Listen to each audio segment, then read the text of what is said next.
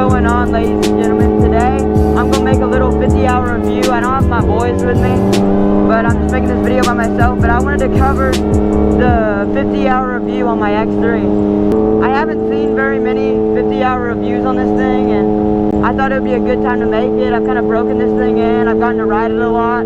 I put a few aftermarket things on this thing, and I'm really starting to love this thing. Basically, I'm just gonna use this video to go through a few things that I like about this thing and what I dislike about it. I'm just gonna rip around for a second and get this baby warmed up and kind of show off what it's capable of and everything that it can do. I mean, look at that, bro, that is nuts. I mean, it just gets up and goes so easily. I'm kind of new to the channel and haven't checked out my old videos. I used to have a Polaris RZR. It was like a turbo, I think. It was pulling like 160 horsepower, but this machine beats my RZR in every single category I have put it up against. If y'all didn't already know, I have the Turbo RR, which means that's the really as big as they go with these Can-Ams so far, and it's a 2023, so it's probably about 200, 205 horsepower now that I've got the exhaust. If you're interested in buying one of these things and you want to see how much power it's got, I'll do a little 0 to 60 boosted launch for y'all. Alright, here we go. That's 0 to 60, or actually it was 57, but I let off. That's in 2-wheel drive too. I spun a hell of a lot right there. I'm gonna redo that in 4-wheel drive and really show y'all what this thing is capable of.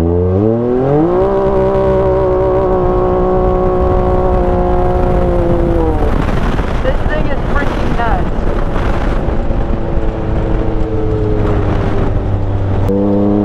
Let's do a little 20 roll right here.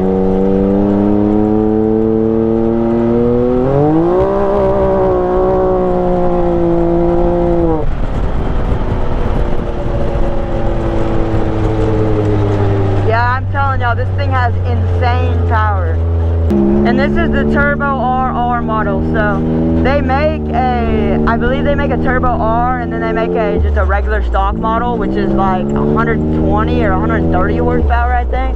For the price, the Turbo R is definitely worth it. I am really sick and tired of getting these gates. Every video I'm gonna put me getting these gates in, just so y'all see how pain in the butt these things are. Getting out, I will say getting out of this Can-Am is very difficult, but I honestly almost like it that way, because when you're in it, look, unlike the RZR, you kind of sit like a car. When you're in this thing, you are snug in this baby.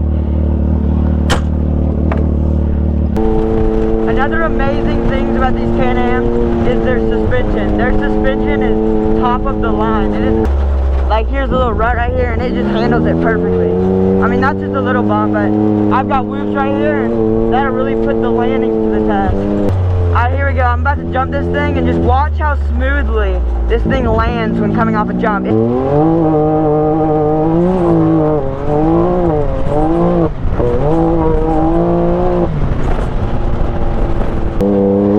I'm gonna hit it one more time for y'all to see.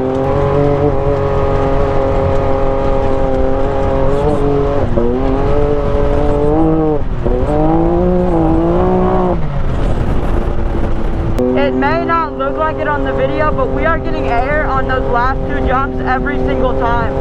This thing comes back to the ground with such smoothness, it almost looks like we're not even getting air.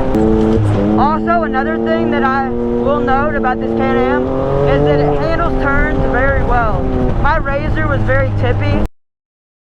It was very top heavy and it rolled very easy. This Can-Am, you can whip it around turns, fishtail it.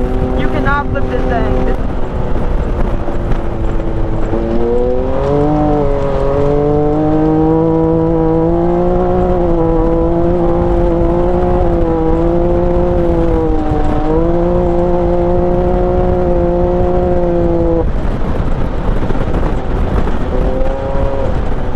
There's a little bump in the track right here. It kind of gets a little sketchy on this turn, so I'm going to get slow.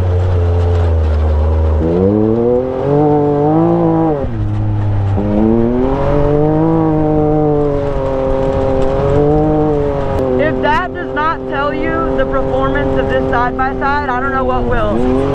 Alright boys, my hair is a mess right now because I've been having that helmet on, but I'm going to give you a little walk around of the Can-Am. All right, so this is it. This is my X3. I went with the 72-inch model. If you come here, you can see the slimmer model. They make a 72-inch, which comes out here. It looks good, but honestly, I think the 72-inch looks a little bit better.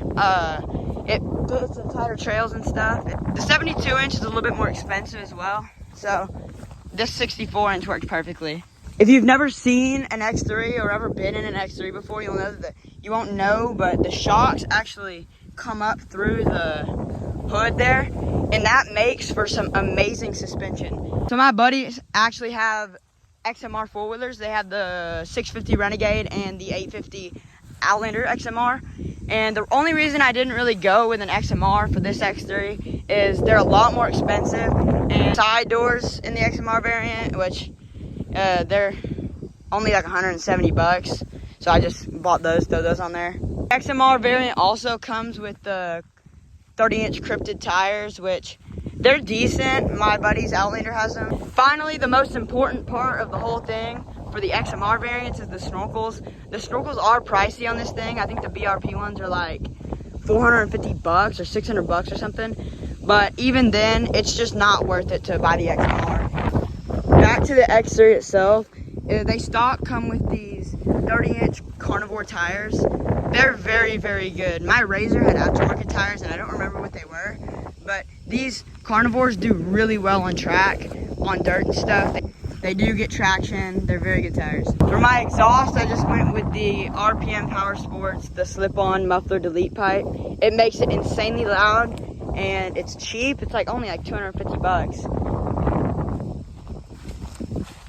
Here, I'll start it up for you guys real quick.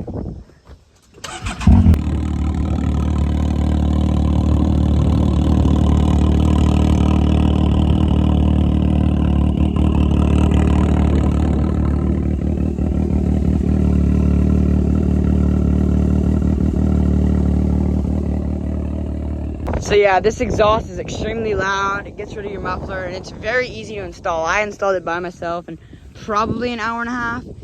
If y'all like today's video and want to see more, just make sure to like and subscribe.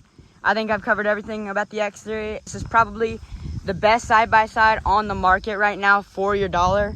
If you're willing to spend a little bit more, you can get the Smart Shocks, you can get the 72-inch, you can get the XMR, but this is probably the bang for your buck. If y'all want to see more content like this, make sure to like and subscribe. Otherwise, I'm signing off. Peace.